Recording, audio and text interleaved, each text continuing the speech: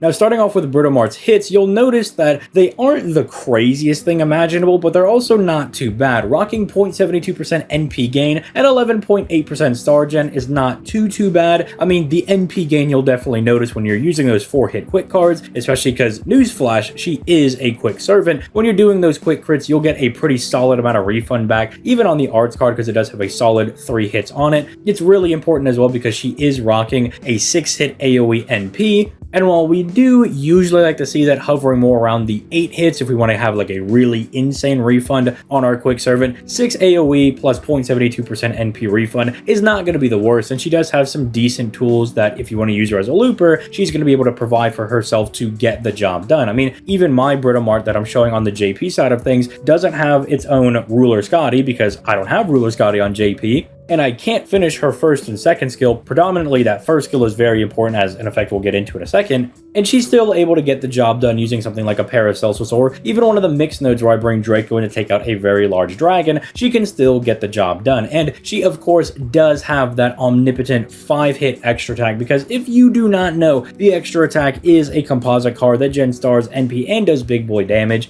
And over here at ZTL Industries, we like to see at bare minimum a 5-hit gold standard, and she is rocking that. Now, with that being said, let's go ahead and start getting into her skills. So starting off with the skill 1 over here, she's giving herself 2 hits of invincibility for 2 attacks for 3 turns, giving herself a 30% NP gain buff for 3 turns, and giving herself 30% critical attack resistance for 3 turns on a 6-turn cooldown. And this helps her out in 3 different ways, obviously because there's 3 different effects. But if you're going to be bringing her to a challenge quest, an advanced quest, or just some type of boss fight, having that double invincibility when Scotty does not natively give you any can be really nice when you're trying to burst down a boss and say maybe like a 3 to 5 turn capacity. It will buy you time on break bars when the boss might shoot a random NP your way that Scotty really can't protect you from unless you're using Caster Scotty, and for some reason you have fired her NP to get that 1 hit of dodge. But even if the enemy has sure hit, you can insulate yourself from that with the invincibility. And the critical chance resistance is also just very nice because crits can be the bane of your runs going into boss fights, so having having some insulation against those is very nice. Going into a farming perspective, the NP gain is going to help her refund her NP because it's giving you more NP gain. It does exactly what it says on the tin. But her already having pretty good natural NP gain and decent hits on her own NP is going to be boosted by this. It also, again, does really help when you're doing Brave Chains and boss fights, or we're just maybe needing to use crits against a farming free quest enemy because you just don't have the NP levels. Maybe you're stuck at NP 1 or 2 and you're not able to actually take out the boss, as we'll kind of get into when we get to her NP, as her power mods are a little bit weird for her being a Lancer. This can help you out in refunding NPs if you need to fire it again. Going into her second skill, this is purely going to be a boss fighting or challenge quest fighting skill. Technically, you could use the 30% crit damage again if you do need to fire off crits because you need those face cards to finish off a free quest enemy. And I guess the same could be said for refunding stars every single turn, 10 for every turn for 3 turns on a 6-turn cooldown if you need to guarantee that you have the stars. But again, AoE quick servant, you probably do just have enough stars that you've made just by naturally farming against multiple enemies. But hey, this can come up if you're, say, I don't know, for some godforsaken reason, bringing her to like a 1-1-1 node where you're just trying to get perfect RNG in all your face cards. I guess it could be good for stuff like that as well, technically, but realistically, it's just to make sure she's going to be solid going into boss fights. Having access to immediate stars plus making stars every single turn does ensure that even if the boss is removing stars from you,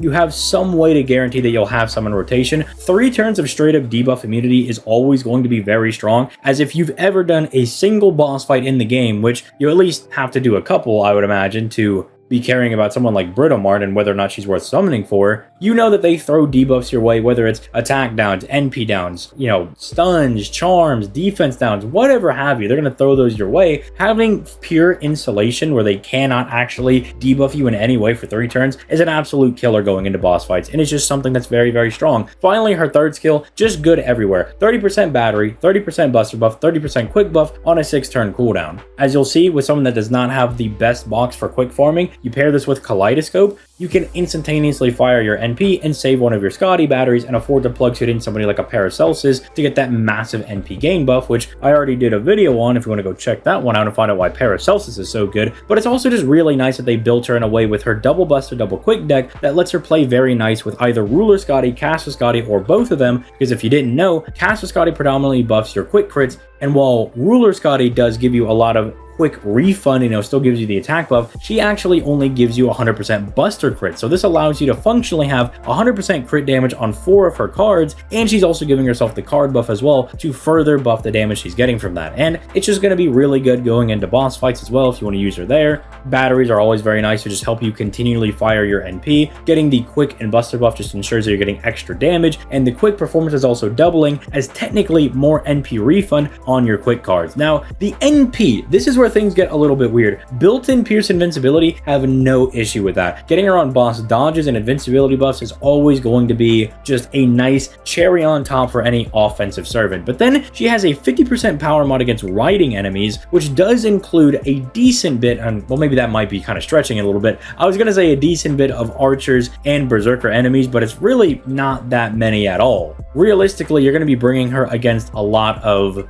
lancers, riders, a couple of casters, some assassins there, people that she's going to be neutral against, which is where I think she can get a little bit awkward, especially because her main power mod is 150% against riding enemies. So riding rider class enemies are going to be the gold standard for her, which is nice and all, but for one, we just got Huyan, who is a quick AoE assassin, which means you're probably going to bring her as your de facto person against riders anyway if you have her. But 2, she's type neutral. Her damage, yeah, it can be really good against those guys, but it is just a little bit awkward where sometimes you can almost feel like you're not securing the kill against a lot of these enemies, especially if you're fighting rider enemies in preparation for the end of the free quest where you have the riding rider servant, but not a whole lot of, say, like random enemies actually have this riding trait, if really any at all. There are just not that many of them that are really packing this, so it is kind of hard to find a place to actually use Britomart and let her excel. I mean, I found, as you'll see towards the end of the video, that bringing her up against somebody like Sith in the Lost Belt 6 free quest areas, she was able to do a decent chunk of damage for someone that does not have her fully done. She's still 5/5/10, though to be fair, her quick buff is maxed out, so I guess it doesn't really matter for that, but still, she did some pretty good damage against her. But you had to go against some of those caster enemies before her, Or I guess for the Sith one, there's actually the Berserker ones. I'm thinking of a different gameplay I did, and she didn't refund super well against them. And that other node I'm thinking about where you have to fight the casters in preparation to actually getting to the final node there. It's really dicey, if, especially at NP1, if she's going to be able to loop against them. So she can be a little bit of an awkward servant to use, but realistically, you're watching this video because you want to know if she's worth using because you already pulled for her, because you saw her big, juicy melons, the assets that she's packing, and you went ahead and you just dropped everything you had for her. I don't blame you. I'm half tempted to do the same as well. I mean, I already did that for Yugioh and it worked out pretty well, so how bad could some Britomart summons go? But hopefully I'll end up just saving for Morgan 3.5 that we're going to be getting next year. But is she worth summoning for because she's insanely good or anything along those lines? No, I mean, you should probably save your Saint Quartz on this one. I mean, not only is she a quick servant, which isn't exactly the best positioned right now, it's still in a good spot because of Ruler Scotty, but you're just better off going for your Arts and Buster servants that are just kind of eating right now with the meta, with Castoria still being the best servant in the game, and Buster being able to kind of get around a lot of the 90++ mechanics and just straight up just farm against them without really caring about refunding your NP in a traditional sense. So I hope this video is able to help you guys out. Again, don't forget to check out the El Dorado link that's going to be in the description down below to get 5% off your first order with that. And with that note, I'm going to go ahead and get out of here. You guys have yourselves a nice day, and I'll catch y'all in the next one. Peace, late guys.